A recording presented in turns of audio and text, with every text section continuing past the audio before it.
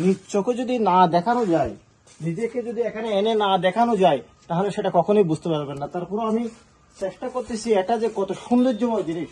মুহুরি উপরে উপরে কাভার করো, উপরে দেখো, মনে হচ্ছে এই বুঝে আমার মাথার উপর সব ভেঙে পড়বে, এত সুন্দর করে গোছানো, এত অদ্ভুত নিয়মে।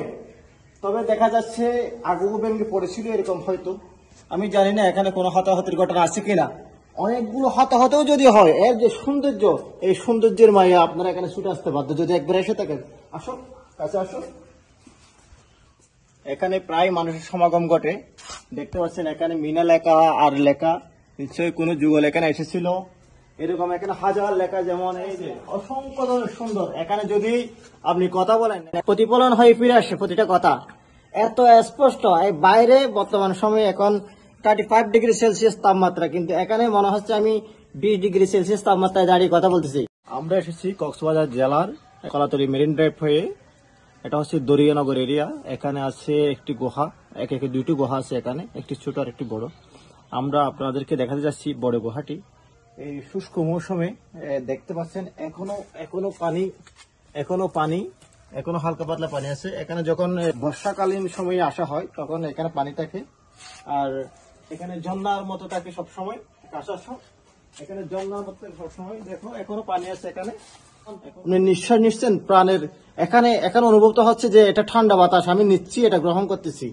হ্যাঁ, এই গুহার ভেতর আমি আপনাকে বুঝতে পারবো না এটা যে কত স্নিগ্ধ, কত মায়াময়।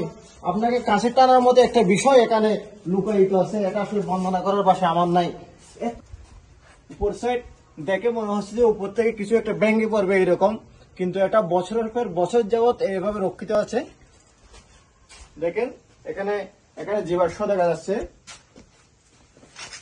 পানি বয়ে পড়ার যে একটা আস্তরণ দেখে বোঝা যাচ্ছে যে এটা অনেক বছর যাবত এখানে পানি পড়তেছে, অনেক বছর যাবত এখনো ফোটা ফোটা পানি পড়তেছে। এগুলো কিন্তু বরাবর্ষায় এখানে একদম জলের ধারা বয়ে যায়, জলের ধারা একদম, মানে চোখে দেখার মতো একটা অবস্থা।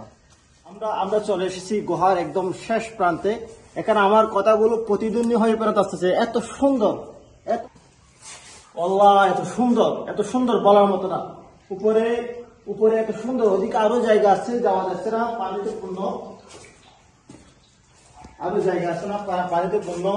আল্লাহ, এটা এত সুন্দর, এত মায়াময়, এত স্নিগ্ধ। এখানে আমি কথা বলতেছি, আমার কথা প্রত্যেকটা কথা প্রতিফলন হচ্ছে। আমি এখানে যে নিঃশ্বাস গ্রহণ করতেছি, এই নিঃশ্বাসগুলো আমার এখানে আমি অনুভব করতে পারছি। ঠান্ডা কোল একটা আবহাওয়া অনুভব করতেছি আমি। বাইরে আমি জানি টেম্পারেচার কত, কিন্তু এখানে বর্তমানে টেম্পারেচার 20 ডিগ্রির মতো। আপনারা আসবেন, এটা হচ্ছে দরিয়ানগর এরিয়ায়, কক্সবাজার জেলায় সদরে। দেখেন একজন লিখে রাখছে আল্লাহু, হ্যাঁ আরবিতে লেখা আছে আল্লাহু। এখানে অনেকেই আসে এরকম, অনেক কিছু লিখে যায়। তারা কেন লিখে যায় আমি জানি না, হয়তো তারা এখানে এসেছিলেন, সে একটা স্মৃতিচিহ্ন তারা রেখে যায়।